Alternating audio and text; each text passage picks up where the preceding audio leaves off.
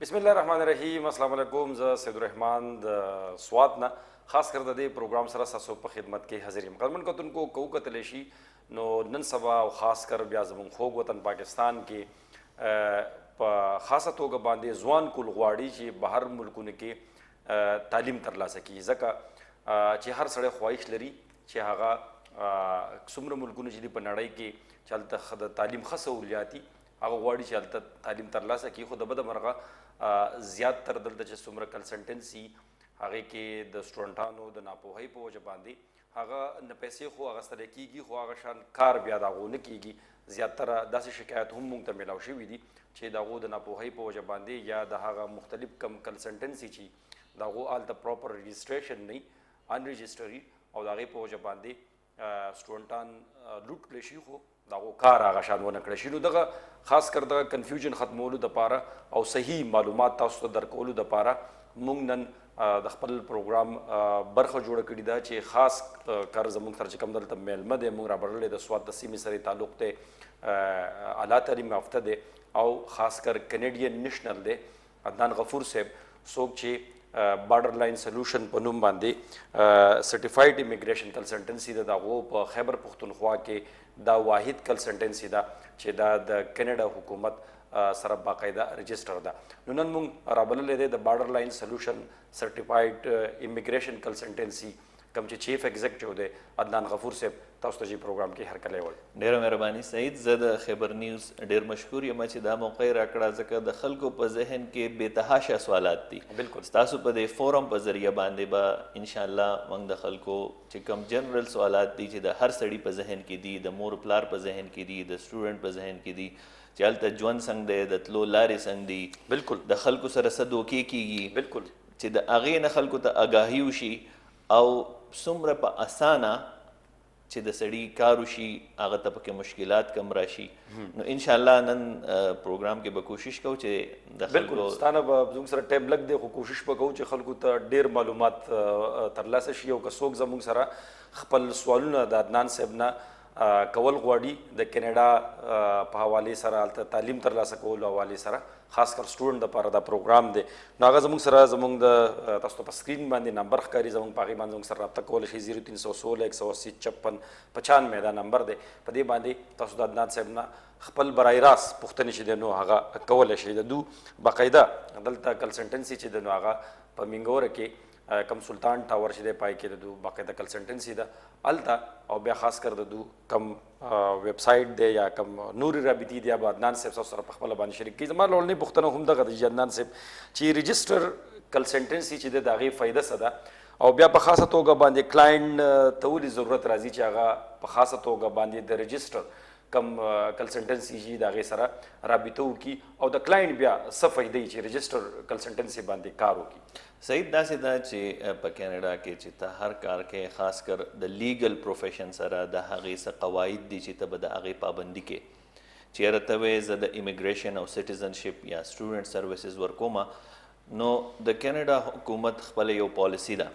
چې ته به اول امیګریشن لا وې هغه سبق چې ته ووایې بیا د هغې ریګولیټري باډي ده د هغه ستانه اګزام والي چې او ډیګري خو تا واغسته اوس دې شي باندې ستا پوهه شتي که نه نو هغه پریکټیکل سینیریو بیسډ ستانه اګزام والي چې هغه اګزام ته پاس کې نو الو تا ته یو لایسنس میلاو شي چې او ستا کې دا ابیلیټي شتي چې ته خلکو ګایډ کې د هغو اپلیکیشن پروسس کې نو الحمدلله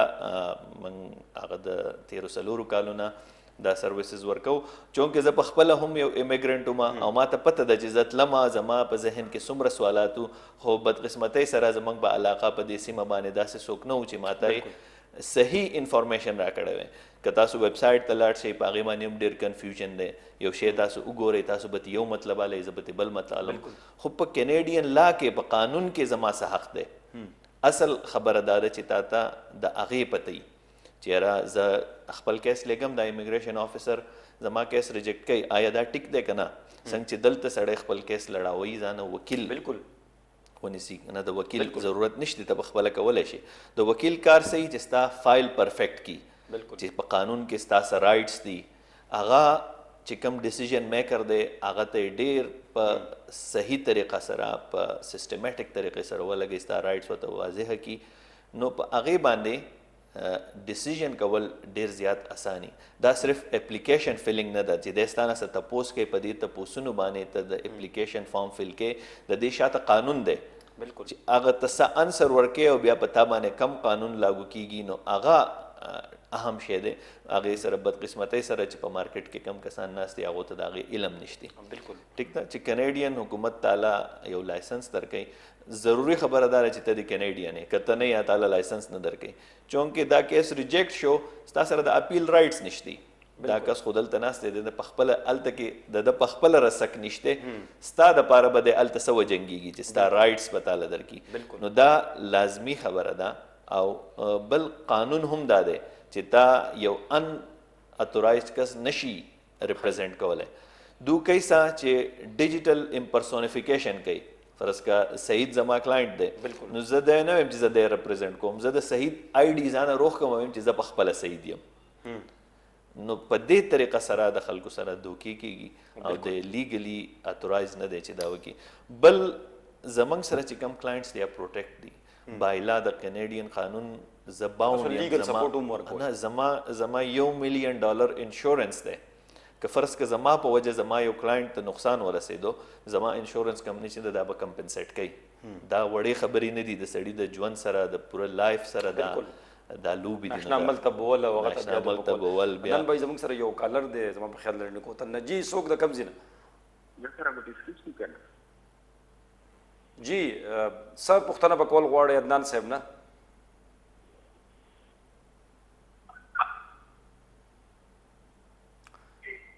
جی تاسو به څه پوښتنه کول غواړئ د ټي وي اواز که تاسو په خاموشۍ باندې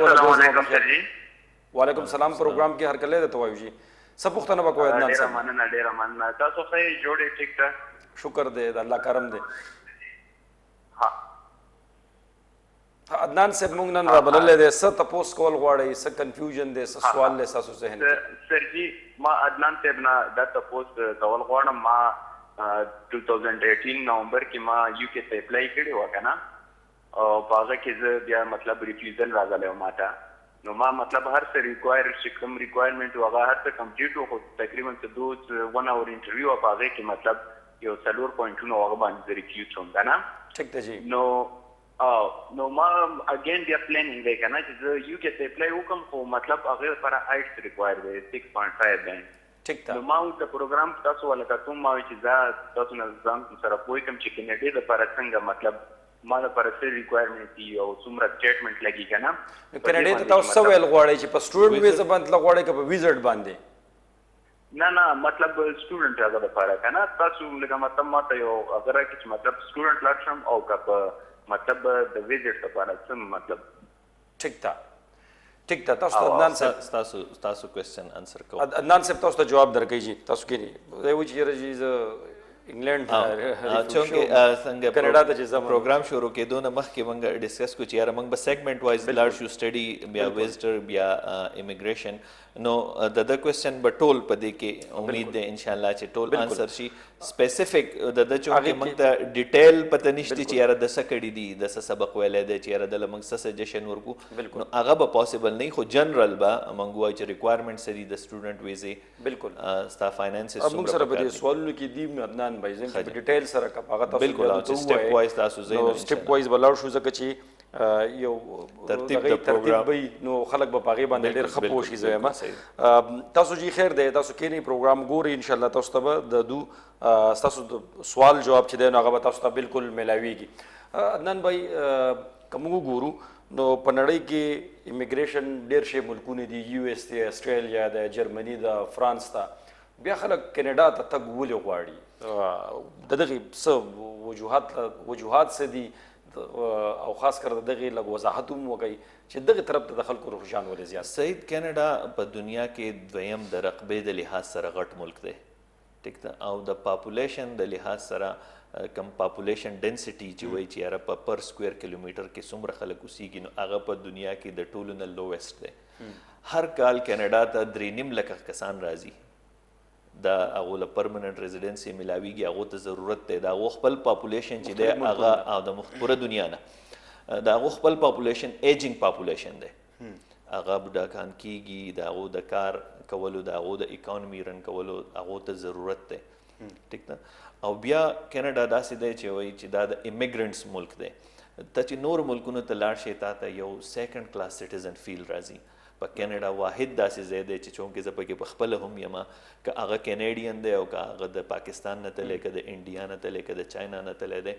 هلته پرسیکیوشن نشتی. ستا په ایتنیسټي باندې تا ته څوک بد نه ګوري، ته د فرسټ کلاس سټیزن کنسیډر کېږي.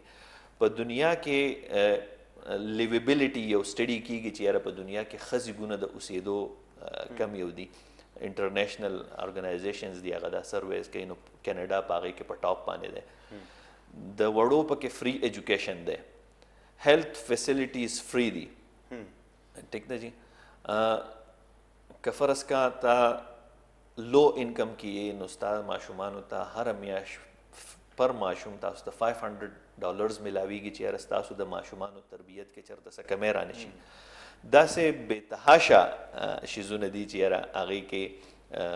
کینیډا د ټولو نه غټه خبره دا چې تا خپلی زمونږ خلک لاړ شي میډل ایسټ ته پوره یو جنریشن تیر کړي، 2 جنریشن تیر کړي، خو وایي په صابون ولاړ یم که د شیخ سره مې ایله خبره ورانه شوه نو واپس مې کور ته لیږي. بالکل دا واحد ملک دی چې ډېر فاسټ تا ته پکې سټیزنشپ ملاویږي چې ته ایز ا پی آر لاړ شي او ته 3 کاله تیر کې تا ته سټیزنشپ ملاو شي. د هغه سټیزنشپ ستا د را روان د 3 جنریشن دپاره هغه تا ته هیلپفل دی. که ستا بچي کېږي د هغو بچي کېږي، خوا چې هغه د دنیا په هر حصه کې اوسېږي، چې دو پیدا شي دو بای برث کینیډین نیشنلز دي. ټیک ده جی.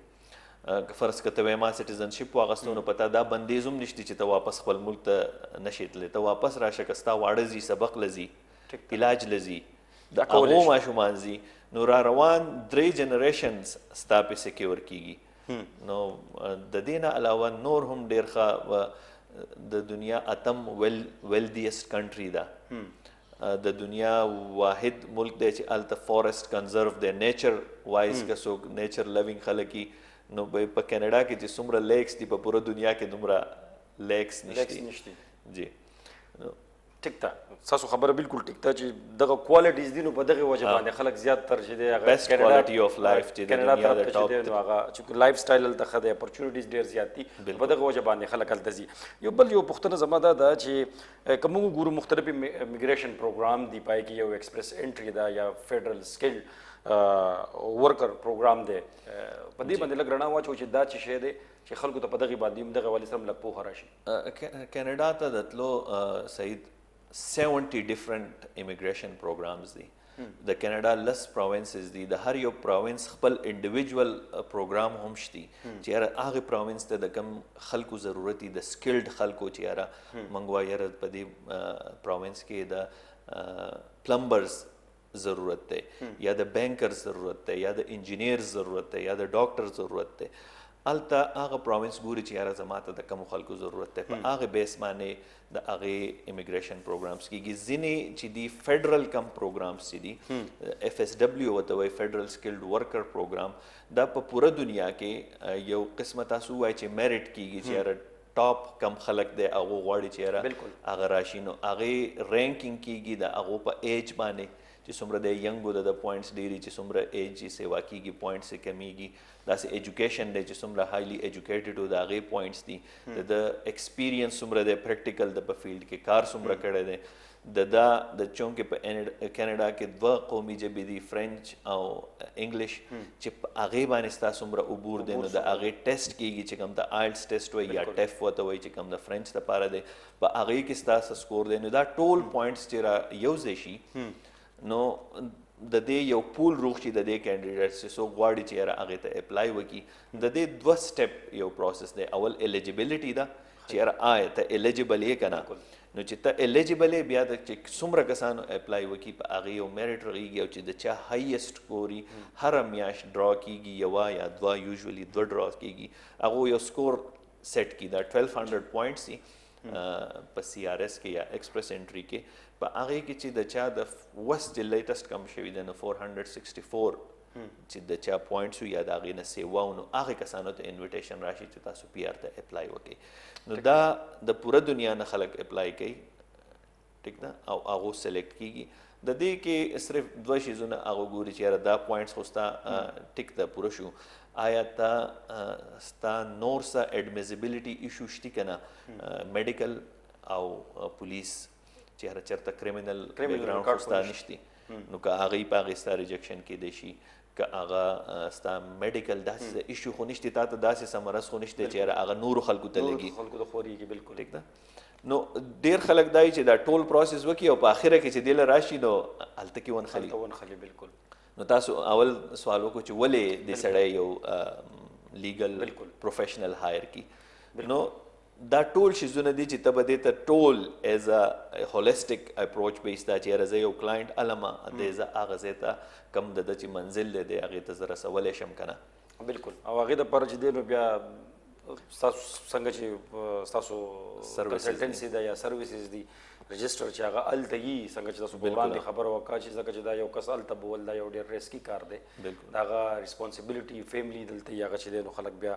چونکې تاسو باندې ګوته اوچتئ دغې دپاره چې دی نو دغه ریکوایرمنټ ضروري یو کالر دی زما په خیال چې څوک دی د کوم ځای نه جی څوک د کوم ځای نه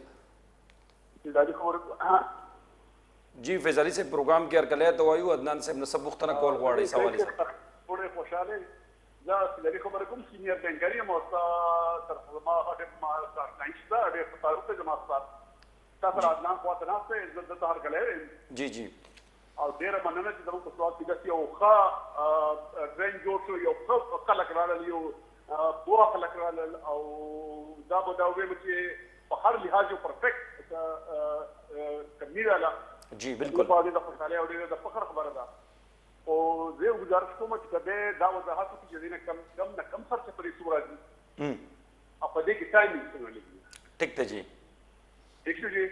او زه تاسو بیا ځان ته ورکړی ما چې دا یو ډېر ښه کوشش ډېره مهرباني شروع کړی دی الله دې ورته کامیابي ورکړي امین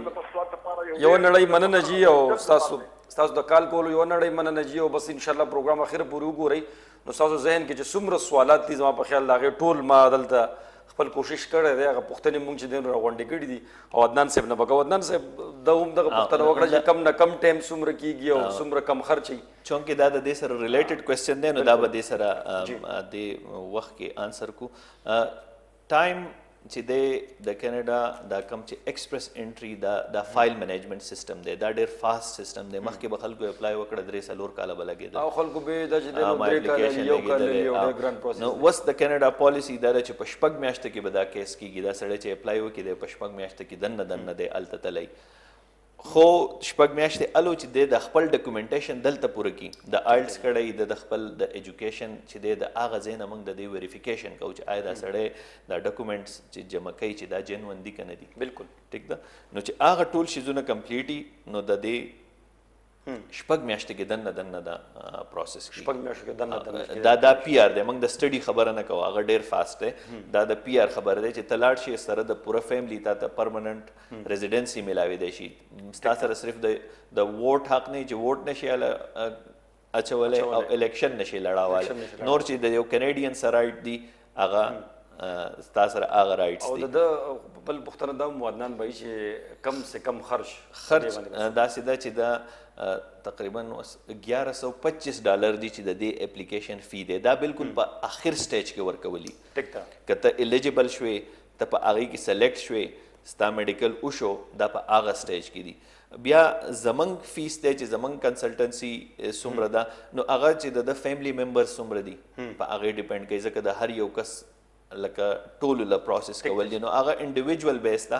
بدلیږي خو د ګورنمنټ کاسټ د دی چې دی $1125 ټیک دی یو بل کالم دی کالونه ډېر زیات دي عدنان بھائی صاحب زما پوښتنې به پاتې شي ټول جی څوک د کوم ځای نه یاسر خبرې کوم پېښور نه دی جی یاسر صاحب څه پوښتنه به کول غواړئ صاحب زه عدنان صاحب نه ما دا پوښتنه کول غوښته چې کوم د کینیډا امیګریشن وي 18 years education numbers with family جی نو هغې دپاره لکه دا عدنان صاحب چې څنګه وویل چې یو فیلډ ایکسپیرینس پکار دی چې کوم ستاسو ډګري وي هغې سره ستاسو فیلډ ایکسپیرینس وي نو دا فیلډ ایکسپیرینس منیمم څونه ټایم لکه پکاري او بل دا چې عدنان صاحب چې کوم لکه دلته آفیس وي یا د هغې که د هغې اډرس مونږ ته د دې پروګرام په ترو ملو شي ټیک ته جی نو موږ به دې سره کانټیکټ وکړو. ټیک ته بالکل ټیک ته عدنان بھائی خو ته اډرس مو د خپل ویب سټ او دا تاسو جی اسانه چونکه وس خو انټرنیټ ایکسس هر چاته دی زمنګ د فرم نوم ورکي بارډر لاین سولوشنز کنسلټنسي یا زما نوم ورکي عدنان غفور امیګریشن کنسلټنټ چې څنګه تاسو ورکي نو د کینیډا اډرس به ته عمر شي او د پاکستان اډرس به ته عمر شي. ویب سټ اډرس زمنګ د www. BLS borderline solution BLSimmigration.com چې په دې تاسو لاړ شئ نو زمونږ ویب سټ کې یو اسسمنټ فارم هم پروت دی د دې خپل خلکو د پاره چونکه وکیل د خپل ټایم پیسې علي د او د خپل ایکسپرټیز پیسې علي خو د خپل خلکو منګه دا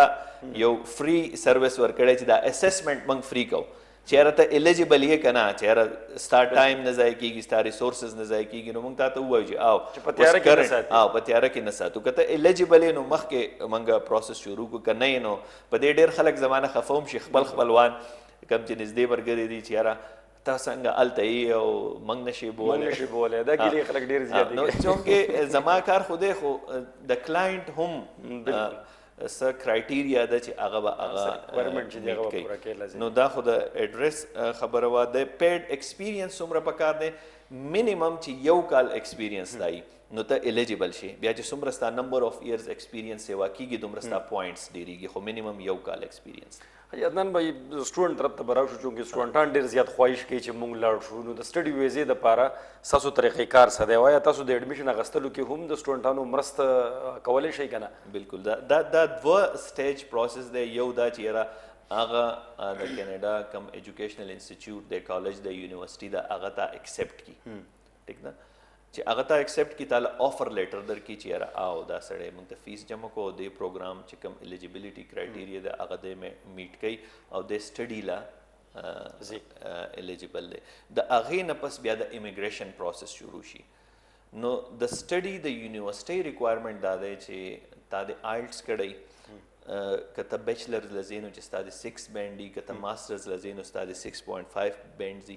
د مخکې موږ د امیګریشن خبره کوله نو هغه د لپاره آیلټس جنرال پکار دی د سټډي د لپاره آیلټس اکیډمیک پکار دی چې تاسو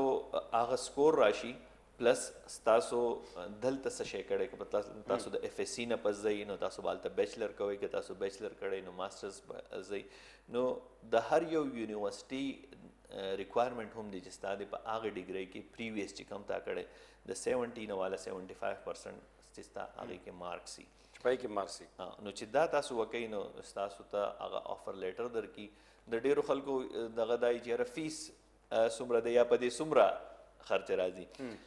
څنګه چې په پاکستان کې د هر یونیورسيټي او د کالج فیس بدل دی دسه په کینیډا کې هم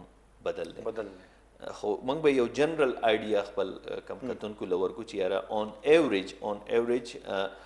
د کال فیس چې دی کې 2 سیمستر یا کله چې سمر ته علي نو 3 سیمستر نو د 8000 نواله او د 15000 کینیډین ډالر پورې دی دا ستاسو د کال فیس دی نو که ستاسو 2 کال پروګرامونو دا ډبل کا کسلور کال پروګرامونو دا په یو ځای باندې ورکړي نه په یو ځای نه ورکړي دا خو فیس دی چې ستاسو به دومره پیسې لګي هر کال بچي دی نو دا هر کال به دا ورکړي انیشلی تعالی تاسو سره پکار دي چې ستاسو یو کال فیس او ستاسو یو کال چې لیوینګ ایکسپنسز څومره دي چې تاسو الته د اوسېدو د رهایش د خوراک او په هغه باندې څومره خرچه راځي چې دا تاسو سره یي ټیک ده په دې کې بیا خلک وایي چې او زه چې په سټډي باندې لاړ شم زه کار کولی شم که نه شم کولی بالکل ته لیګلی الاوډ په هفته کې 20 غنټې ته کار کولی شي چونکې ته فل ټایم سټوډنټ یې نو هغه یو لیمټ کې ښودی دی چې یاره چونکې ستا سټډي افیکټ نشي بالکل نو ته به 20 غنټې کار کولی شي په هغې نه سیوا ته نشي کولی خو چې کله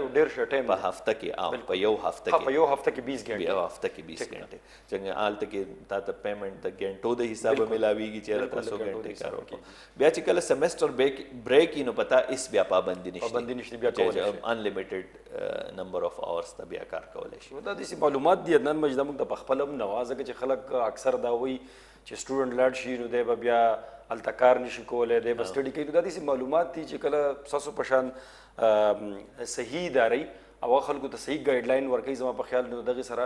خلکو ته ډېر زیات هغه په ذهن کې چې کوم شکوک و شبهات یې هغه لرې کیدی شي یو بل شی دی عدنان بھائی SDS ورته وایي دا څه شی دی د کینیډا ته مطلب د کم ملکونو نه چې ډېر خلک راځي هغه د هغې له یو پریفرنشل ټریټمنټ ورکولو دپاره کینیډا دا پروګرام شروع کړی و چې یاره د هغې پروسیسنګ فاست شي.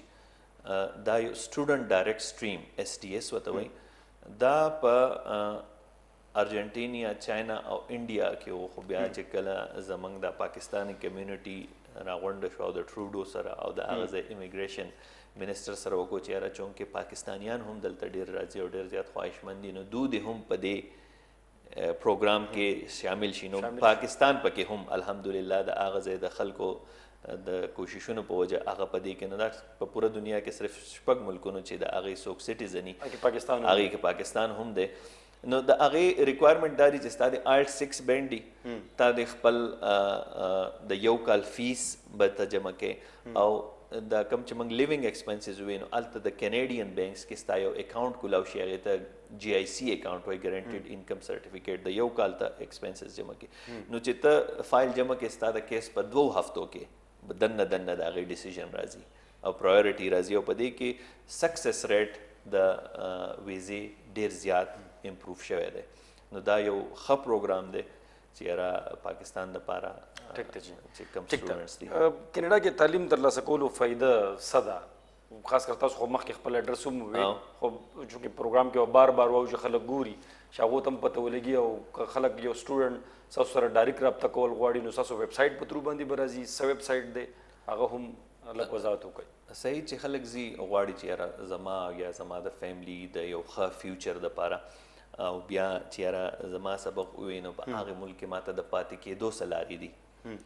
نو د کینیډین ایجوکیشن بینیفټ دا دی چې ته هلته نه سبق ووایې، یو خو تا ته هلته کې جاب اخیستل ډېر زیات ایزي شي، ټیک ده، چې تا ته جاب ښه میلاویږي. ته چې سبق کمپلیټ کړې نو چې څومره ستا د سبق ډیوریشن نو دومره تا ته پوسټ ګریجویټ ورک پرمټ میلاو شي. ستا سبق پوره شو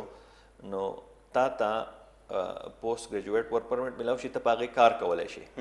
هلته کې سبق تا ووایې و ستا سره دا رایټ دی چې یاره ته جاب کولی شي. نو که ستا سره فیملی تلي نو هغو هم جاب کولی شي، هغو ته هم دا رایټ میلاو شي. که ستا واړه ستا سره ماشومان تلي هغو په سکول کې فری ایجوکیشن دی، که ایون ته په سټډي باندې هم تلی د وړو سبق ستا فری دی. په سټډي باندې هم لاړ شي خو ستا د ماشومانو سبق فری دی، ته به خپل فیس ورکې خو د ماشومانو سبق فری دی. نو موږ به یو مل پروګرام ډسکس کوو چې PNP ورته وایي، او څنګه چې موږ دا مخکې دا پوینټس ډسکس کړل چې یاره د ایج، د ایجوکیشن، د ایکسپیرینس، د دې پوینټس دي. چې په کینیډا کې ته سبق ووایې نو تا ته د ایجوکیشن او د ایکسپیرینس بونس پوینټس میلاو شي چې بهر دنیا نه کم کسان اپلای کوي، او چا په کینیډا کې سبق ووایي او هلته ایکسپیرینس دی د هغه پوینټس د هغه نه ډېر شي، نو په PR میلاوېدو کې درته ډېره زیاته اساني شي. اساني شي. موږ سره وخت شوی د وړې شانتمې د مالو واپس بیا راځو، موږ سره اوسئ. ویلکم بیک جی. د مې نه پس یو ځل بیا هرکلی عدنان صاحب له به راځم. عدنان صاحب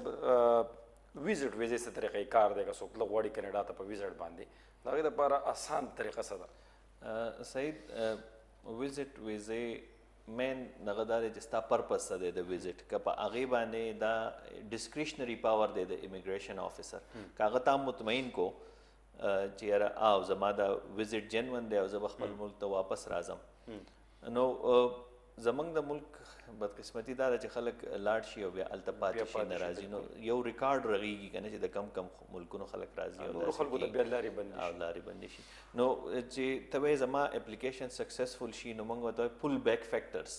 چې ستا هغه څومره دي، هغه څه شیزونه دي چې تا به مجبورئ چې ته به خپل وطن ته واپس راځې. نو د دې ډاکومنټیشن پراپر کول دي، ستا ایسټس دلته څه دي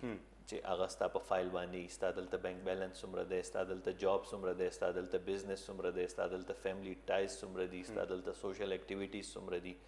دا شیزونه چې ستا څومره ډېرو په خپل ملک کې، ستا د ویزې چانسز به ډېري. او ښکلی ملک دی، د پوره دنیا نه خلک راځي، د پاکستان نه هم ډېر خلک راځي. ډېر خلک صرف دا کوي چې ویره د اپلیکیشن ما فیل کو او بس ما اپلای وکړه ریجیکټ شو، ته بیا وکړي ریجیکټ شي، بیا وکړي مین شی په دې کې اپلیکیشن ډاکومنټیشن دی. او که نه چې ته هغه ته څه شی وایې چې اینه دا ظاهره شي. نو موږ چې کوو نو موږ ورسره چې څنګه یو وکیل عدالت کې کیس جمع کوي او 15 باندې سبمیشن ورسره لګو چې یاره دا سړی ولې ځي او دی به ولې واپس راځي. بالکل. او د پاس ریکارډ څه دی، زه چېرته داسې چل نه دی کړی. نو ځکه عموما چې څومره پری سیټ فارمیټ باندې دوته یو شی راشي او ته دلته ټیک مارک کړی په اسلام آباد کې تا ته موږ ویزه ریجیکټ موږ نه یو مطمئن چې ته به واپس راځې دغه یو سټریټ فارورډ آنسر که موږ له یو کیس راشي چې یاره په دې اپیل کوو نو زموږ سره دا رایټ دی چې د هغه امیګریشن آفیسر نوټس موږ راوړو یو 50 شپېته پاڼې کاغذ چې د امیګریشن آفیسر ایکچوال په فایل باندې لیکلي څه دي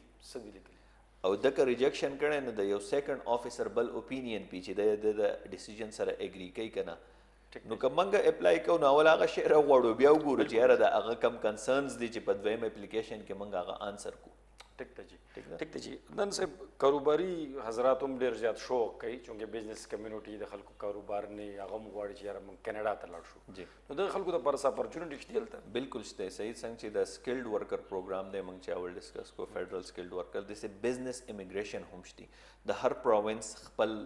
بزنس امیګریشن پروګرامز دي د هغې څه ریکوایرمنټ دي چې یاره هغه به ته فلفل کې خو د دې کم چې سکلډ ورکر دی د هغې نه ریکوایرمنټس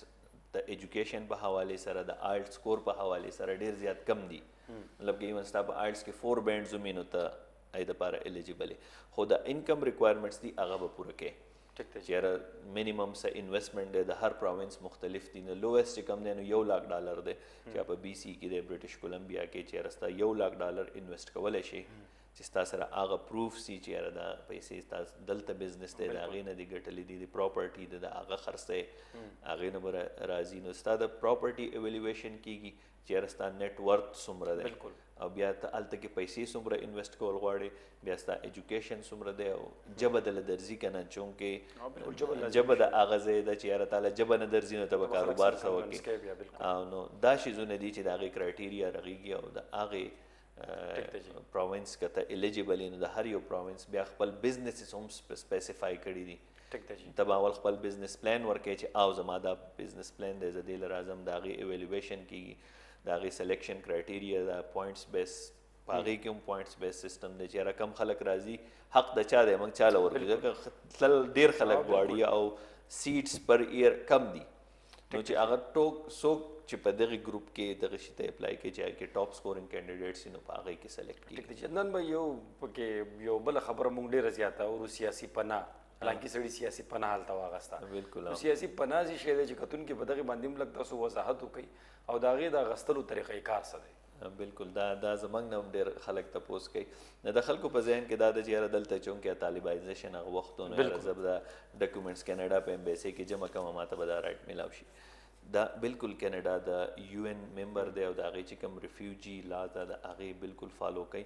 نو که ستا پرسیکیوشن کیږي په یو ملک کې چې هغه ستا په ایج باندې ستا په پولیټیکل ویوز باندې ستا په نیشنلټي باندې ستا په ایتنیسټي باندې یا ستا د پولیټیکل یو پارټي د هغې د افیلیشن د هغې سره او په هغې باندې تا ته په د خپل ملک کې خطرې د ژوند نو ته د هغې دپاره الیجیبل کېدی شي خو د دې ځای نه نو هغې دپاره ضروري ده ځکه چې ته دلته یې نو کینیډا لا دلته نه اپلای کېږي یو مسټ بي آن کینیډین سویل چې ته هلته راشي او ته کولی شي یا تا د دې یرې د وجې خپل ملک پرېښودی او د یو ان چې کوم د ریفیوجي اداره ده د هغې نه تا ته سرټیفیکیټ میلاو شوی یاره تا پاکستان پرېښودی دی تللی دی په میډل ایسټ کې ناستې په ترکي کې ناستې په ملیشیا کې ناستې بالکل او تا له هغو کړی چې او واقعي تا د دې یرې د ژوند د خطرې د وجې خپل ملک پرېښودی نو ته د هغې پروګرام دپاره الیجیبل کېږي ټیک ده د ورک پرمټ څه شی دی دغې لږ هم وضاحت وکړئ خلکو ته ځکه چې خلکو ذهن کې به دا وي چې لاړ شي هلته بالکل خلک دا په مارکیټ کې یو ډېر غلط دغه دی چې یاره هغه مانه دونه پیسې غواړي تا له جاب در کوم دا در کوم دا د یو کینیډا چې کم څومره بزنسز دي هغې حکومت د هغې دپاره یو پلان رخ کړی دی چې یاره